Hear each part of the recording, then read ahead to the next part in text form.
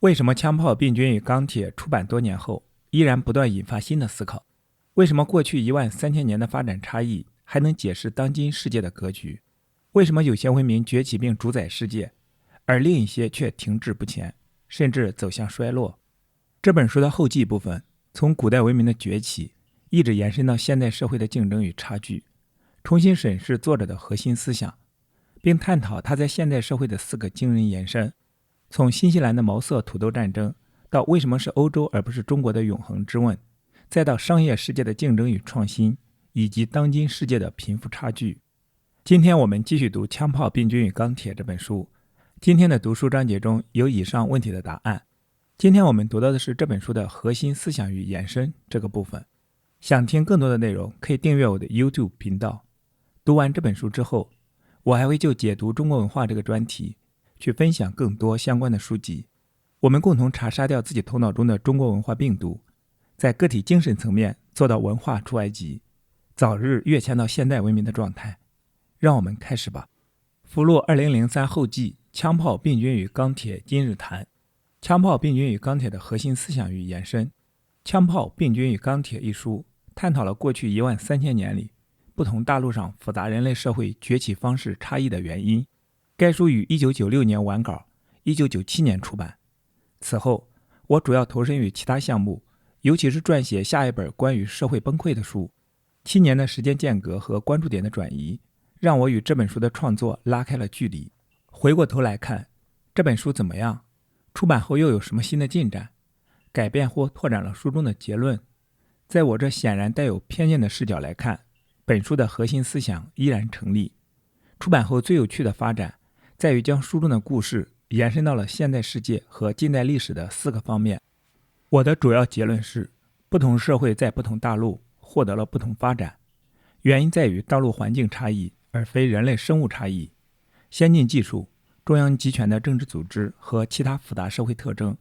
只有在能够积累粮食盈余的稠密定居人群中才可能诞生。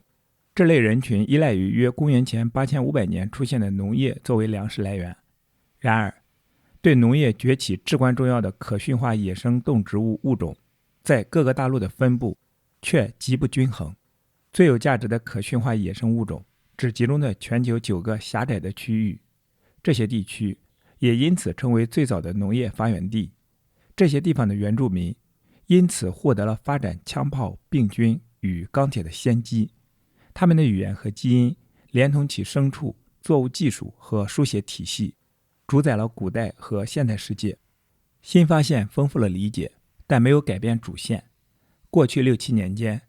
考古学家、基因学家、语言学家和其他专家的发现丰富了我们对这个故事的理解，但没有改变其主线。我将列举3个例子。这本书最大的地域空白是日本，因为在1996年成书时，我对日本的史前史所知甚少。然而，近期基因证据表明，现代日本人的出现是农业扩张的成果，与这本书中讨论的其他民族并无二致。约公元前400年，朝鲜农民扩张到日本西南部，并逐渐向日本列岛东北部挺进。这些迁徙的农民带来了精细的水稻农业和铁制工具，并与日本原住民，也就是现代阿伊奴人的祖先进行了融合，形成了现代日本人。这就像扩张的新月沃地农民与欧洲的土著狩猎采集人群融合，形成了现代欧洲人一样。另一个例子是关于墨西哥玉米、豆子和南瓜的传播。考古学家们曾认为，这些作物是沿着最直接的路径，穿过墨西哥东北部和德克萨斯州东部，到达美国西南部。但现在清楚的是，这条路线对于农业来说太过干旱，因此这些作物采用了更迂回的路线。他们从墨西哥向美国西南部传播，首先促成了阿纳萨奇社会的崛起，然后又从新墨西哥和科罗拉多州沿大平原河谷向东传播，最终到达美国西南部。最后一个例子，在第10章中，我对比了独立驯化的重复频率，以及同样或相关单一驯化植物沿着美洲南北轴线的缓慢传播，欧亚作物的东西方向快速传播。现在，关于这2种对比模式的更多例证不断涌现。目前看来，欧亚的5大驯化哺乳动物中的多数或全部，在欧亚的不同地区也经历了重复的独立驯化，这点与欧亚的植物不同，却与美洲的植物相同。所有这些发现不断增添着引人入胜的细节，丰富了我们对农业崛起如何引发古代世界中以农业为基础的复杂社会崛起的理解。这本书的延伸从古代世界到现代商业世界。然而，基于这本书的最大进展是其向原书中非主要焦点领域的延伸。书籍问世后，数千名读者通过写信、电话、电子邮件或以其他方式告诉我，他们注意到这本书所揭示的古代大陆发展历程与他们所研究的现代或近代发展历程之间存在相似之处或对比。在这里，我将讲述4个方面：新西兰火枪战争的启示，为什么是欧洲而非中国这个永恒的疑问，古代世界和现代商业世界之间的相似点，以及这本书对当今某些社会比其他社会更富裕原因的揭示。前2点我将简要说明，后2点将更具体。新西兰火枪战争的启示。1996年成书时，我在第13章中用了一小段篇幅讲述19世纪新西兰历史上的一件事，史称火枪战争。我以此说明了强大的新技术如何传播。火枪战争发生在1818年到19世纪30年代，是新西兰土著毛利人之间发生的一系列复杂且情况不明的部落战争。在这些战争中，欧洲的枪炮在部落中传播，取代了之前使用的石头和木质武器。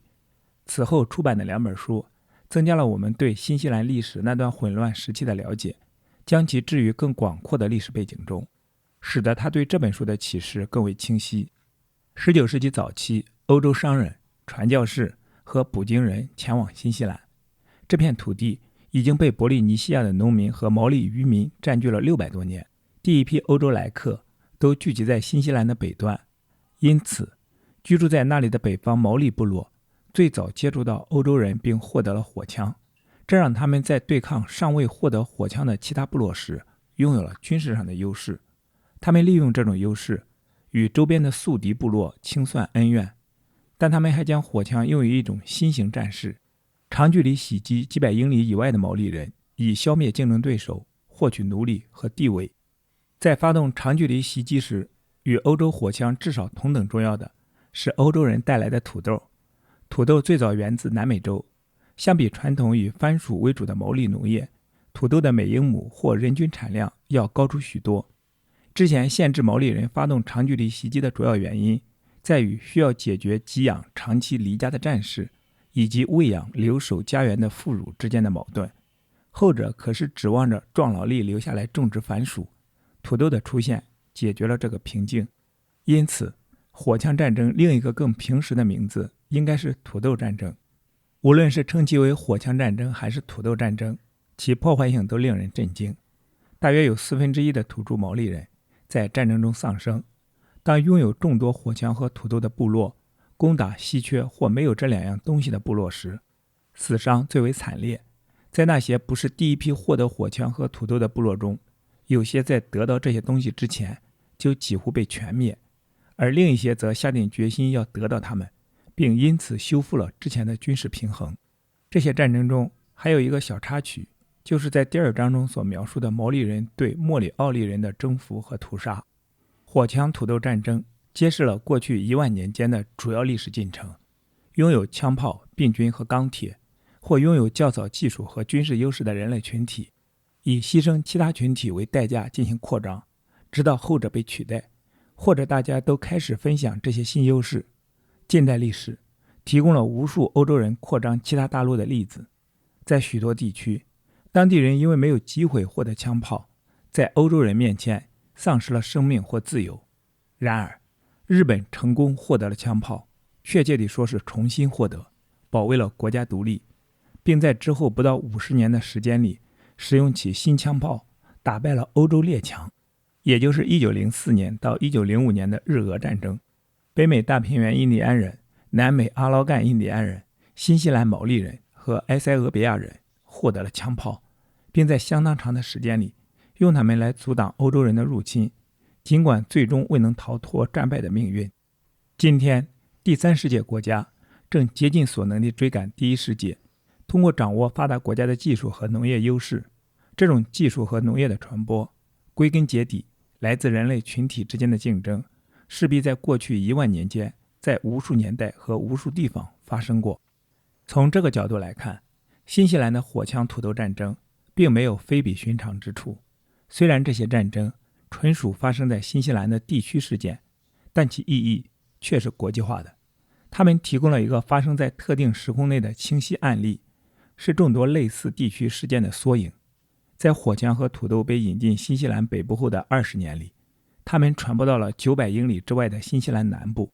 在过去，农业、书写和改进的前枪炮时代武器要花多得多的时间才能传播那么远，但其背后有关人口更替和竞争的社会进程却基本相同。如今我们担心核武器会不会从目前拥有它们的8个国家遵循同样暴力色彩的进程在全世界扩散。为什么是欧洲而不是中国？1997年之后引起热烈讨论的第二个领域可以归纳为一个标题：为什么是欧洲而不是中国？这本书的很大篇幅都在讨论大陆之间的差异。例如，为什么在过去的1000年里，扩张到全世界的是某些欧陆人，而不是澳大利亚原住民、撒哈拉以南非洲人或土著美洲人？然而，我意识到很多读者同时在想，为什么在欧亚大陆人中是欧洲人而不是中国人或其他人群来完成扩张？我知道，要是对这个明显的问题避而不谈，就为这本书盖棺定论，我的读者可不会放过我。因此，我在本书的尾声部分简要谈到了这个问题。我认为欧洲超越中国背后的原因，比多数历史学家提出的直接因素要深远。例如，中国的儒家理论对比欧洲的犹太基督教传统、西方科学的崛起、欧洲重商主义和资本主义的崛起、英国的毁林兴矿等。在上述以及其他直接因素背后，我看到了一个最优分裂原则。伴随着欧洲始终的分裂，导致中国较早统一并保持相对统一的终极地理因素，促使技术、科学进步，带来推动各国竞争，提供可替代资源并支持发明者，并为他们提供可躲避迫害的庇护所，并由此孕育资本主义的，不是中国的统一，而是欧洲的分裂。历史学家后来向我指出，欧洲的分裂、中国的统一，以及欧洲和中国的相对优势，其复杂程度都超出我书中的论述。可以被分成欧洲和中国的政治社会半径的地理边界，在过去几个世纪内一直处于变动之中，直到至少15世纪以前，中国在技术上一直走在欧洲前面，在未来也有可能重续辉煌。那样的话，为什么是欧洲而不是中国的问题，可能就只是一个转瞬即逝的现象，没有深层原因可挖。政治分裂的复杂影响远不止提供一个用于竞争的建设性平台。例如，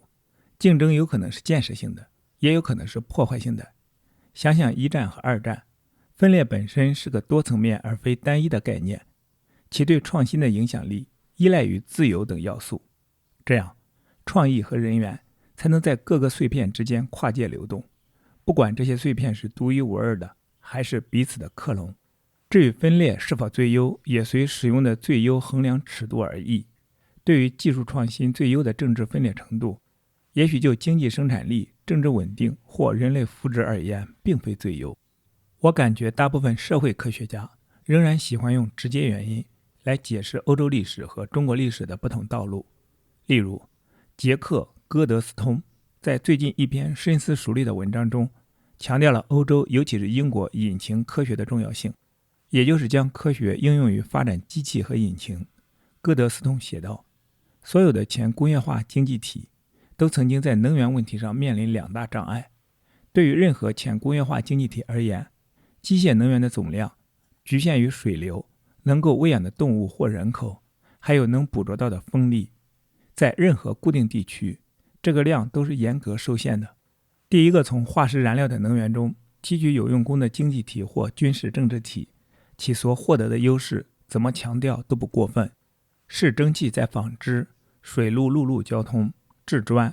脱粒、炼钢、产地、建筑和所有制造业中的应用，让英国脱胎换骨。因此也许可以这样认为，引擎科学的长足发展并非欧洲文明的必然发展，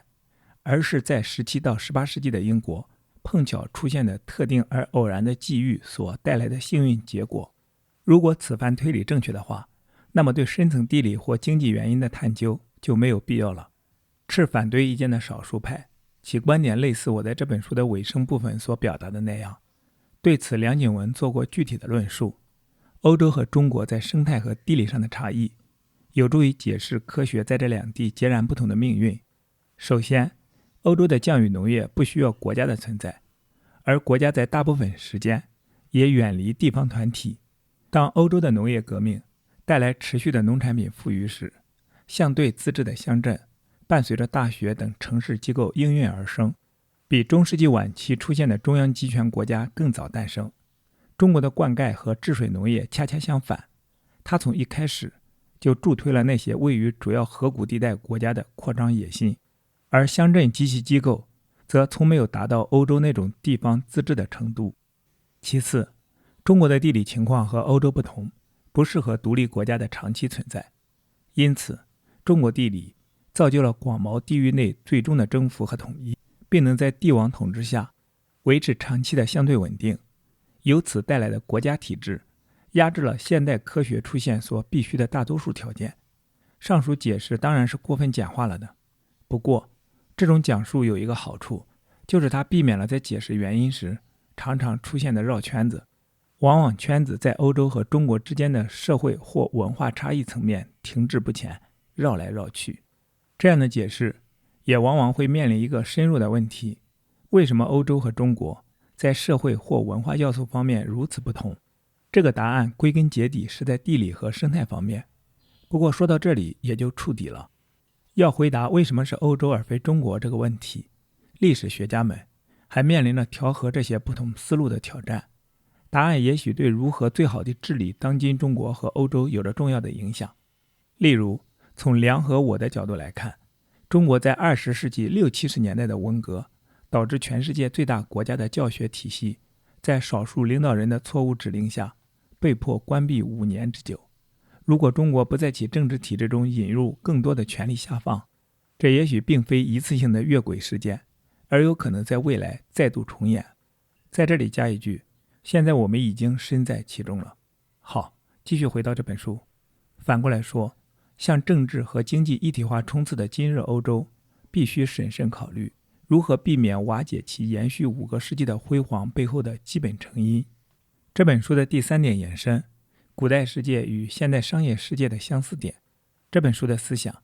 向现代世界的第3点延伸，是最出乎我本人意料的一点。书籍问世后不久，比尔盖茨对此书做出了积极评价。接着我就开始收到其他商人和经济学家的来信，他们向我指出这本书中探讨的全体人类社会历史与商业世界中各个团体历史之间的相似点。这种响应关系到以下更广泛的问题：如何以最佳方式组织人类团体、社会团体和商业团体，使得生产力、创造力、创新力和财富达到最大化。你的团体应该拥有集中的方向，也就是在极端的情形下以独裁者形式出现，还是应该让分权领导甚至无政府主义者当道？你的团体应该将人员组织成一个群体，还是分散成若干个或大或小的群体？你应该在群体间维持开放沟通，还是设置屏障隔离彼此？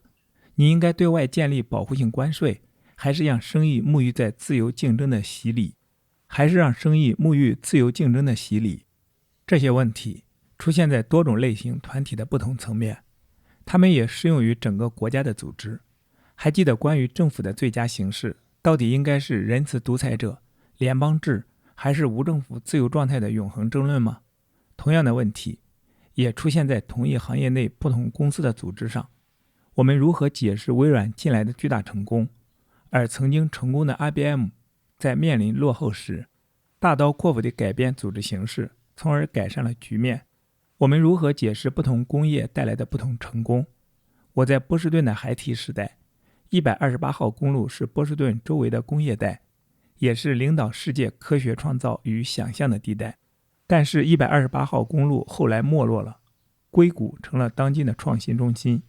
硅谷的商业关系和128号公路那套完全不同，也许就是这些不同导致了结果的差异。当然，以整个国家为单位的经济体之间也存在着众所周知的差异，例如日本、美国、法国和德国。实际上，在同一国家内部，不同行业之间也存在着巨大的生产力和财富差异。例如，韩国的钢铁产业效率与我国相当，但是韩国其他的产业就落后于美国同行。对于韩国来说，在同一国家内的这些不同产业，是否因为其不同的产业组织而导致了不同的生产力？当然，组织性成功的各不相同，部分原因在于领导人的个人品质。例如，微软的成功显然与比尔·盖茨的个人才华分不开。就算像微软这样的超级公司，如果领导无用，成功也难以为继。不过，有人还是会问，如果所有条件都相同，或放在时间的长河里，或从平均来看，哪种形式的人类团体组织是最好的？在这本书的尾声部分，我对比了中国、印度次大陆和欧洲的历史，暗示这个问题的答案在于所有国家对技术创新的应用。如上文所述，我推断出不同政治实体间的竞争引发了创新在分裂的欧洲大陆的诞生，而此种竞争的缺乏阻碍了创新在统一的中国诞生。这是否意味着相对于欧洲更严重的政治分裂将会带来更好的创新？答案可能并非如此。印度在地理上较欧洲更为分裂，但是其技术创新却不及欧洲。这让我想到最优分裂原则，创新在带有最优中间程度分裂的社会里发展最快。太过统一的社会处于劣势，太过分裂的社会也不占优。这个推断引起了麦肯锡全球学院的比尔·路易斯和其他高层的注意。这所总部位于华盛顿特区的领先咨询公司，从事着全球各国各行业的经济比较研究。这些高层在他们的商业经验和我的历史推断之间找到了令其触动的类似点，随即给公司的几百名合伙人每人送去了一本《枪炮、病菌与钢铁》，并向我提供了他们关于美国、法国、德国、韩国、日本、巴西和其他国家的经济报告。他们也在引起创新的原因中发现了竞争和团体规模的重要角色。以下是我从与麦肯锡高层的对话中以及他们的报告中收集的结论。我们美国人经常幻想德国和日本工业享有超高的效率，远远超过美国工业的生产力，而现实是这并非实情。就各行业平均而言，美国工业生产力高出日本和德国，但这些平均数掩盖了各个国家的行业中有关组织差异的巨大差别，而这些差别非常富有启发性。在这里，我将分享麦肯锡针对德国啤酒业和日本食品加工业所进行的2项案例研究。德国人酿的啤酒世界一流，每次我和夫人去德国访问，我们都会携带一个空旅行箱，好装满德国啤酒，带回美国家里享用整年。但是，德国啤酒业的生产力只有美国啤酒业的 43%。 同时，德国的金属加工和钢铁产业的生产力也只和美国齐平。既然德国人被公认为是工业组织方面的行家，为什么他们的啤酒生产力上不去呢？原来，根源在于德国啤酒业的小规模生产。德国有1000个微型啤酒厂家，他们受到彼此的竞争保护，因为几乎每个德国酿造厂都在当地享有垄断，并且他们还受到针对进口啤酒的竞争保护。美国有67家大型啤酒酿造厂，每年生产230亿升啤酒，而德国这1000家酿造厂加起来的产量不超过美国啤酒产量的半数。因此，中等的美国酿造厂的啤酒产量高出中等的德国酿造厂31倍。这种现实是地方口味与德国政府政策的产物。德国的啤酒饮用者对其地方品牌近乎疯狂的忠诚，因此没有类似美国的百威、米勒或康盛这样的全国品牌。大多数德国啤酒都是在酿造厂方圆30英里内被消费，因此德国啤酒无法从规模经济中获益。啤酒行业和其他行业一样，生产成本随着规模增加而递减。酿造厂的冷却车间越大，灌装啤酒的流水线越长，酿造成本就越低。那些微型的德国啤酒厂相对而言效率不高，那里不存在竞争，只有上千家地方垄断。德国饮酒者个人对本地啤酒的忠诚也得到了德国法律的呼应，外国啤酒很难在德国市场上竞争。德国政府制定了所谓的啤酒纯度法，规定了啤酒内可以出现的物质。毫无疑问，这些政府的纯度规定是基于德国酿造厂在啤酒中添加的物质，而不是美国、法国和瑞典酿酒厂喜欢在啤酒中添加的物质。由于这些法律，没有几家外国啤酒得以出口到德国，而由于生产效率不高，加上价格昂贵，出口到国外的美妙德国啤酒也比你想象的要少得多。如果你提出反对意见，举例说德国的卢恩堡啤酒在美国随处可见，请在饮用下一瓶卢恩堡时读一下标签，它的产地并非德国，而是北美，出自有许可证和高生产力以及规模经济效应的北美大工厂。德国的肥皂业和消费电子业也同样效率不高，这些公司彼此之间没有竞争，也不参与国外竞争，因此没有获得国际产业的最佳实践做法。你上次购买德国制造的进口电视是什么时候？但在德国金属和钢铁行业，这种劣势就不存在。在这两个行业，德国公司必须彼此竞争且参与国际竞争，因此被迫采用国际最佳实践做法。在麦肯锡报告中，我最喜欢的另一个例子是日本的食品加工业。我们美国人总是近乎偏执地崇拜日本效率，确实，在某些行业，日本的效率堪称惊人，但食品加工业另当别论。日本食品加工业的效率只有美国的 32%， 可谓可怜。日本有67000家食品加工企业，而美国只有21000家。美国的人口却是日本的2倍，这意味着中等规模的美国食品加工企业相比中等规模的日本食品加工企业要大6倍。为什么日本的食品加工业和德国啤酒业一样，尽是一些地方垄断的小公司呢？答案基本还是那2点：本地口味和政府政策。日本人对于食品的新鲜度近乎膜拜。美国超市里的牛奶包装盒上只有一个日期，也就是过期日。一次，我和太太跟着他的某个日本表亲去逛东京一家超市，我们吃惊地发现，日本的牛奶包装盒上印了3个日期：生产日、上架日、过期日。日本的牛奶生产总是在午夜过后1分钟开始，这样次日进入超市的牛奶就可以标上当天的日期。如果牛奶是在午夜11点59分生产，那么包装盒上的日期就得标明昨天生产，日本人也不会购买了。结果就是，日本的食品加工企业获得了地方垄断。日本北方的牛奶厂家不能指望在日本南方打开市场，因为路上运输就得花1到2天，这在消费者看来是致命的缺点。这些地方垄断也得到了政府的撑腰。国外加工食品要进入日本，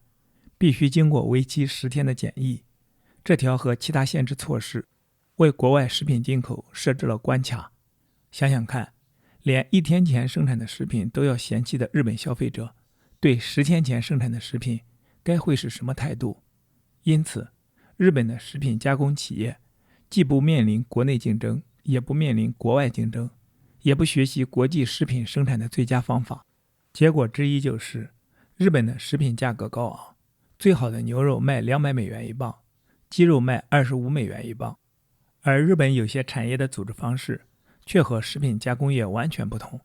例如，日本的钢铁、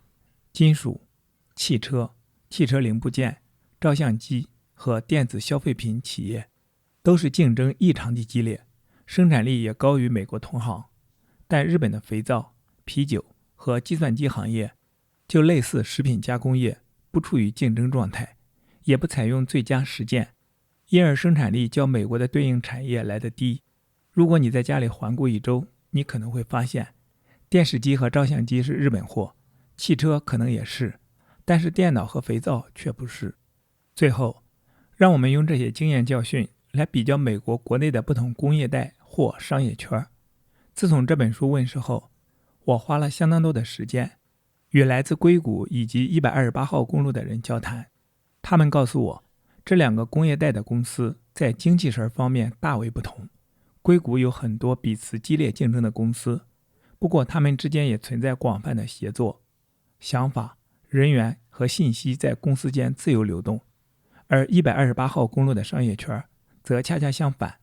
那里的公司更加隐晦和孤立，和日本的牛奶企业差不多。那微软和 IBM 之间又如何呢？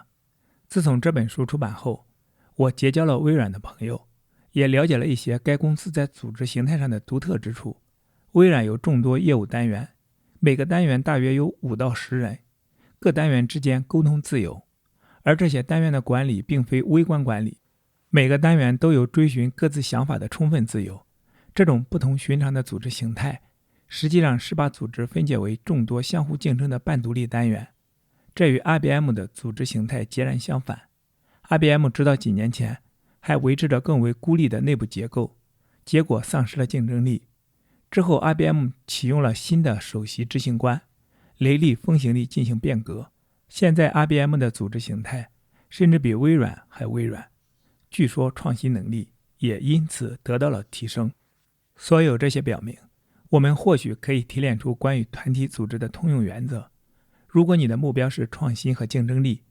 那么你并不需要过度的统一或过度的分裂，你会希望国家、产业、工业带和公司分解成彼此竞争的团体，同时维持较为自由的沟通，就像包含了50个相互竞争的州的美国联邦政府体制。这本书的第4点延伸，探究当今世界贫富差距的原因。这本书剩余的延伸涉及世界经济的一个中心问题：为什么有些国家富裕，如美国和瑞士，而有些国家贫穷，如巴拉圭和马里？世界最富裕国家的人均国民生产总值是最贫穷国家的100倍。这不仅是个让经济学教授有事可做的理论挑战，且有重要的政治意义。如果我们能找到答案，那么穷国就可以集中精力找到致贫的根源，采用使自己的国家致富的办法。显然，一部分原因在于人类体质的差异。这种观点最清晰的证据来自那些分享相同环境却拥有迥异体质的国家。对比可见，不同的体制带来了不同的人均国民生产总值。昭然若揭的4个例子是韩国和朝鲜、西德和东德、多米尼克共和国和海地、以色列以及阿拉伯邻国。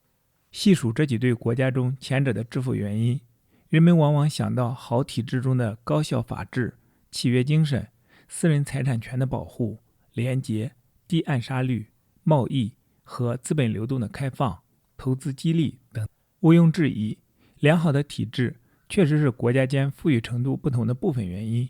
也许大多数经济学家进行了深入研究，相信好的体制绝对是最重要的原因。很多政府、机构和基金会根据这个原因设计政策、国外援助和贷款，把为穷国建立良好的体制作为他们的首要任务。然而，越来越多的观察发现，良好体制的观点并不完善，并非错误，只是不够完善。如果穷国要致富，还需要考虑其他因素。这种观察也有其政策意义。我们不能简单地把良好体制引进到巴拉圭和马里这样的穷国，然后坐等其采用良好体制，并将人均国民生产总值上升到美国和瑞士这样的水平。对良好体制观点的批评主要分为2种类型。一种类型强调良好体制之外其他直接变量的重要性，如公共卫生、土地和气候对农业生产带来的天然局限以及环境的脆弱性。另一种类型则关心良好体制的起源。根据后一种批评，对于起源缺乏深层实用价值的良好体制，将其认定为直接影响因素是不够的。良好体制不是一个可以在地球各处遍地开花的随机变量，在丹麦和索马里享有同等的发生概率。与此相反，在我看来，过往出现的良好体制往往是因为其背后有一根长长的历史链条，从扎根于地理的终极原因一直连到体制的直接因变量。现在，如果我们想在缺乏良好体制的国家快速将其建立，就必须了解这根链条。我写作这本书的时候，曾经评价到，今天一跃成为新兴力量的那些国家，仍然是数千年前被归入几个统治中心，依靠粮食生产或吸纳来自那几个中心移民的国家。左右公元前8000年的历史道路的手，至今还在深深地左右着我们。经济学家发表的2篇新论文，对这只假定的历史之手进行了详细的测试。结果，处于拥有悠久国家社会或农业历史地区的国家，其人均国民生产总值较历史短的那些国家来得高。就算其他变量被控制后也是如此。这种影响解释了国民生产总值里的大部分变量。即便是在国民生产总值仍低下或近期低下的国家里，那些位于拥有悠久国家社会或农业历史地区的国家，如韩国、日本、中国，其增长率也高过历史较短的国家，如新几内亚、菲律宾。尽管有些历史较短的国家自然资源要丰沛得多，对于这些历史影响有很多明显的原因，例如悠久的国家社会和农业经验意味着管理者经验丰富，熟悉市场经济等等。统计证明，这种历史的终极影响部分地被良好体制这个为人熟知的直接原因所调和了。但是在控制好了良好的体制的通常措施之后，历史的影响仍然大范围地存在，因此势必还存在其他起调和作用的直接机制。问题的关键在于了解从悠久的国家社会和农业历史到现代经济发展的详细因果链条，以帮助发展中国家更快地沿着这根链条前进。简而言之，在我看来，这本书的主题不仅是古老世界的驱动力，更是现代世界可供研究的成熟领域。好，今天的读书分享暂时到这里。今天我们读了这本书的最后一个部分，枪炮、病菌与钢铁的核心思想与延伸。期待在下一本书的读书分享中与你再相逢。